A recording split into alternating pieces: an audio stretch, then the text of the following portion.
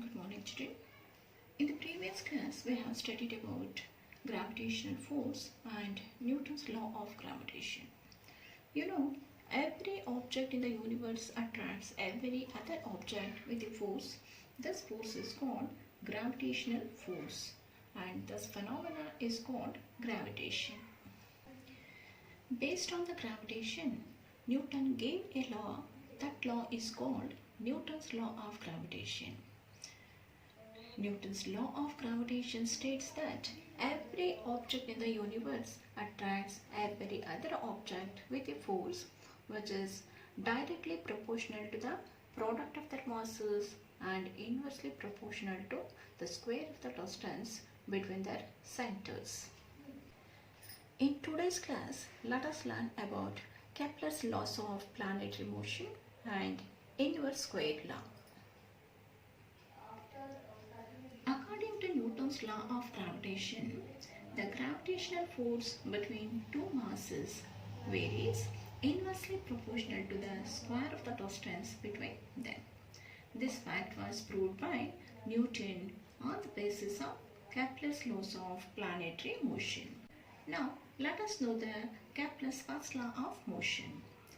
It states that every planet moves around the Sun in an elliptical orbit with the Sun at one of the foci of the ellipse.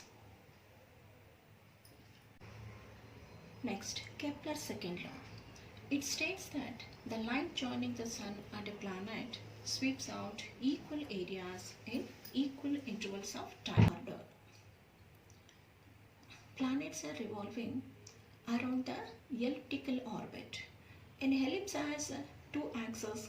One is the major axis, another one is minor axis. There are two foci on the major axis and the Sun is at one of the foci. Let a planet moves from position A to position B in time t, and then it moves from position C to position D in the same time t. Then, according to Kepler's second law of motion, area of SAB is equal to area of SCD. Here, SAB is the area covered in the time t and SCD is the area covered in the same time t. So, the area SAB is equal to area SCD. The next is Kepler's third law. It states that the square of the time taken by a planet to complete a revolution around the Sun is directly proportional to the cube of semi-major axis of the elliptical orbit. It means t square is proportional to r cube. We can write it as t square is equal to constant into r cube. Or we can write t square by r cube is equal to k. It means when the size of elliptical orbit of a planet is large, the time period of revolution of the planet is more. And when the size of the elliptical orbit of a planet is less, the time period of revolution of the planet is also less. So these are the three Kepler's laws of planetary motion. Kepler stated only the laws of planetary motion, but he could not give a theory to explain the motion of the planets. But Newton established that the real cause of the planetary motion is the gravitational force that is exerted by the Sun on the planets. Next, let us know about inverse square rule. Newton assumed that the planets revolve around the Sun in a circular orbits. The force required to maintain the planet in a circular orbit is the centripetal force. This centripetal force is provided by the gravitational pull of the Sun on the planet. If m is the mass of the planet moving with a speed v in a circular orbit of radius r, then it experiences an acceleration v square by r. Therefore, The centripetal force acting on a planet is given by F is equal to m into v square by r. Consider this as equation 1. If t is the time taken by the earth to complete one revolution around the sun, then t is equal to s by v. Here s is nothing but the circumference of the circular path, so we can write t is equal to 2 pi r by v. Or we can write v is equal to 2 pi r by t. Consider this as equation 2. Now substitute the value of v in equation 1, then we get f is equal to m by r into 2 pi r by t whole square is 4 pi square r square by t square. Here we can cancel 1 r, therefore f is equal to 4 pi square mr by t square. According to Kepler's third law, t square is equal to kr cube. Therefore, we can substitute kr cube in place of t square. So, f is equal to 4 pi square mr by kr cube.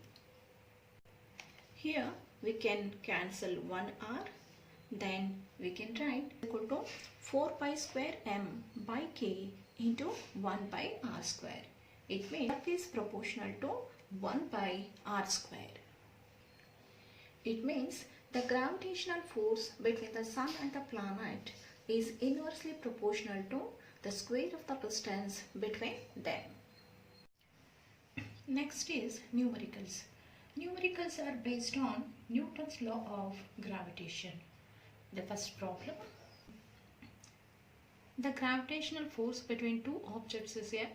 How will this force change when distance between them is reduced to half? The mass of each object is tripled. We know, according to Newton's law of gravitation, F is proportional to 1 by r square. Consider this as equation 1.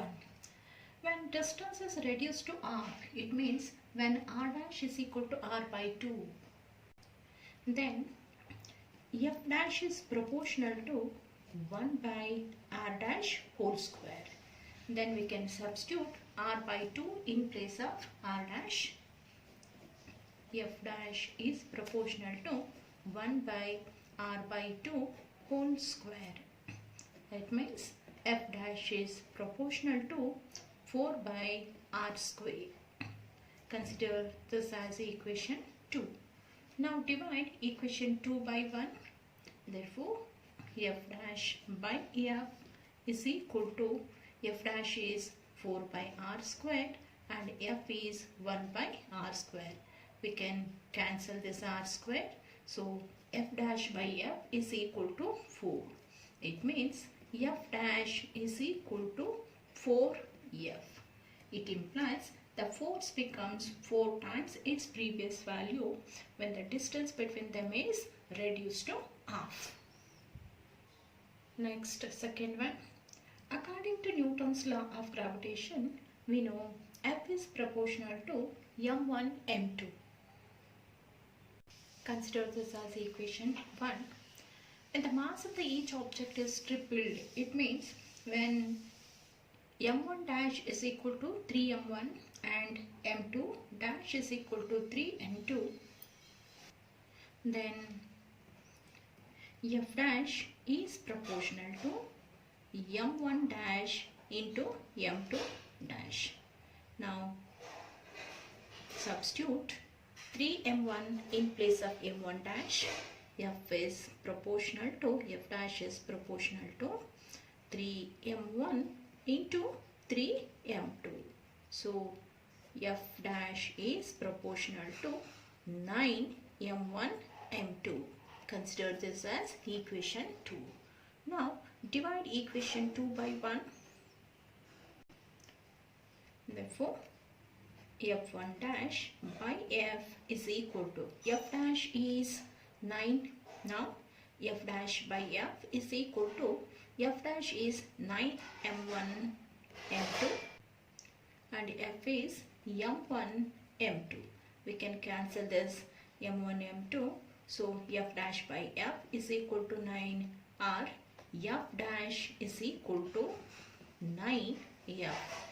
Therefore, when the mass of each planet is tripled, then the force is 9 times its previous value. Next problem. Calculate the force of gravitation between two objects of masses 80 kg and 1200 kg kept at a distance of 10 meters from each other. J is equal to 6.67 into 10 to the power of minus 11 Newton meter square per kg square. Here the value of M1 and M2 are given.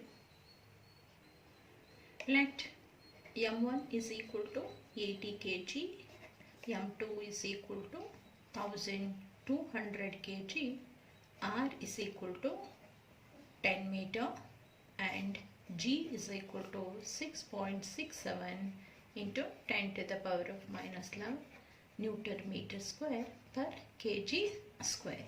We have to find out the gravitational force between the two objects. We know F is equal to, F is equal to G into M1 M2 by R square. So G is 6.67 into 10 to the power of minus 11 and M1 is 80 and M2 is 1200 by R is 10 into 10, that is 100. We can cancel this two zeros. Next 6.67 into 10 to the power of minus 11 into 80 into 12 is 960. Then 6.67 into 960 is 6403. 6403 into 10 to the power of minus 11. We can write it as 6.40 into 10 to the power of minus 8 Newton.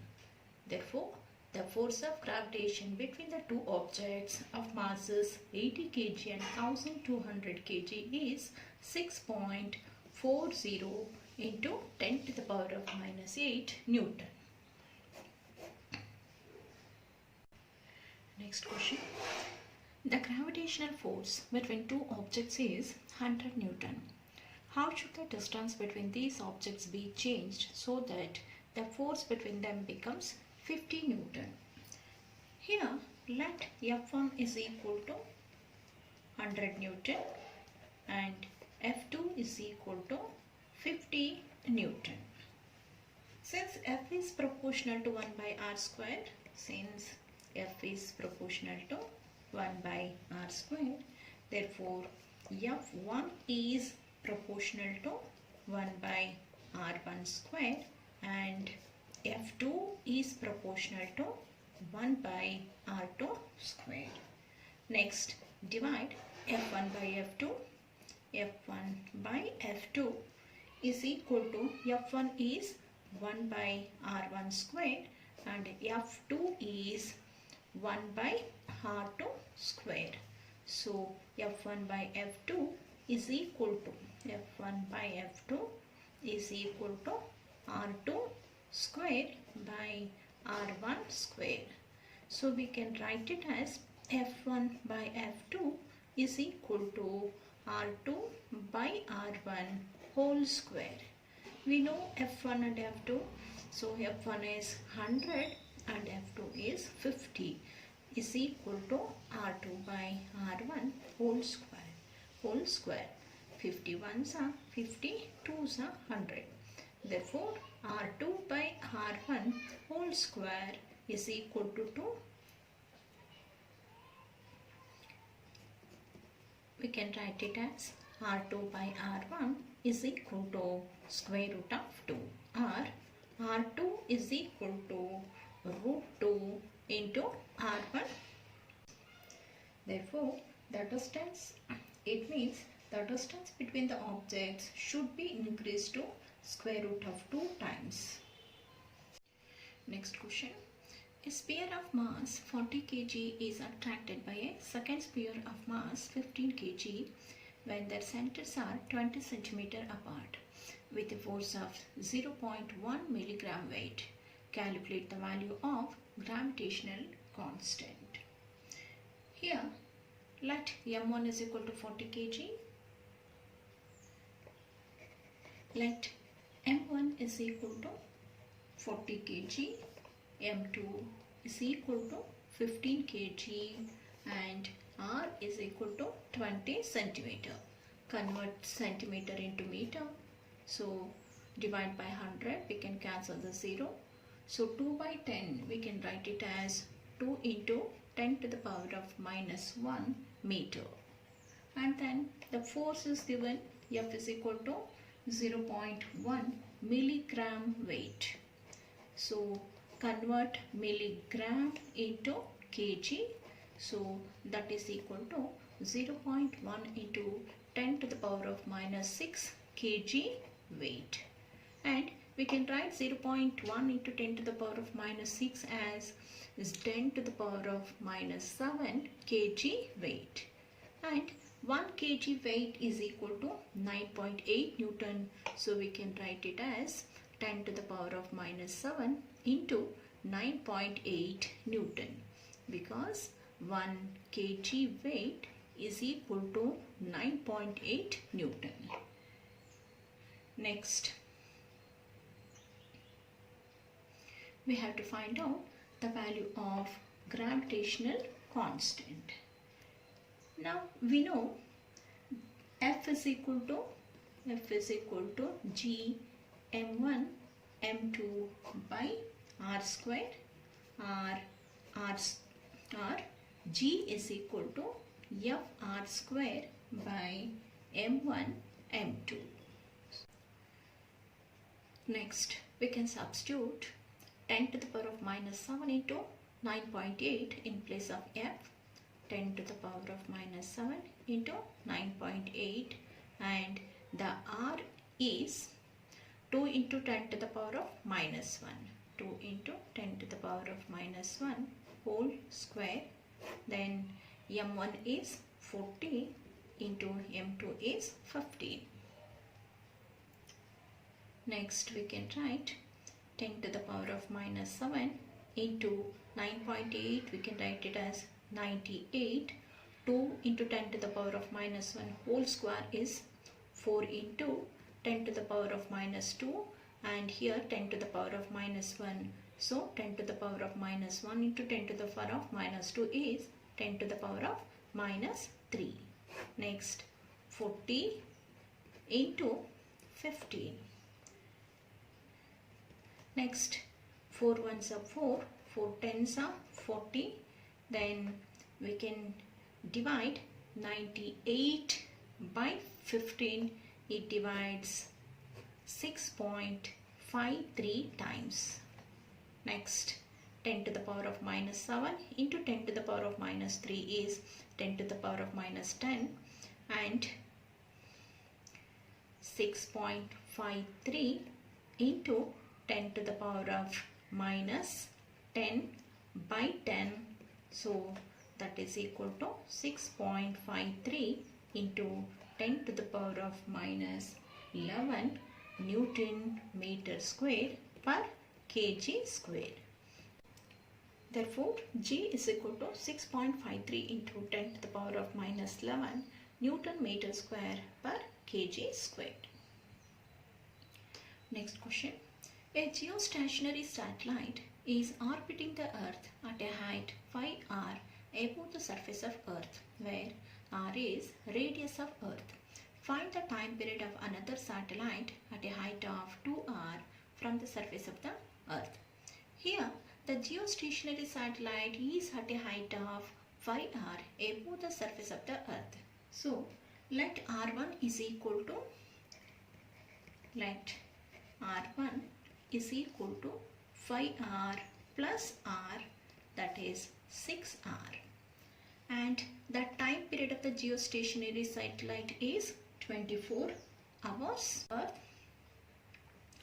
Another satellite is at a height of 2r from the surface of the earth. So r2 is equal to 2r plus r, that is equal to 3r. Then we have to find out T2.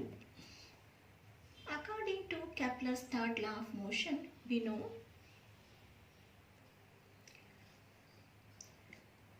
T2 square by T1 square is equal to R2 cube by R1 cube. We can write it as T2 by T1 whole square is equal to R2 by R1 whole cube. Next, T2 by T1 whole square is equal to R2 is 3r, R1 is 6r. We can cancel this r and we can divide 3 ones are 3, 2s are 6.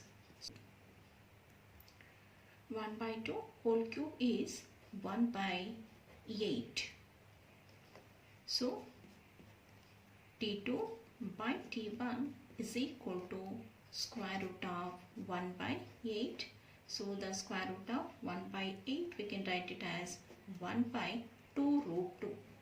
Next we can write T2 is equal to T1 into 1 by 2 root 2. So we know T1 is 24 into 1 by 2 root 2. So we can divide 2 1s are 2, 12s are 24, and 12 we can write it as 6 into 2 into 1 by root 2. If we cancel 1 root 2, then we will get T2 is equal to 6 root 2 hours. So T2 is equal to 6 root 2 hours. Therefore, the time period of another satellite at a height of 2r from the surface of the earth is 6 root 2 hours.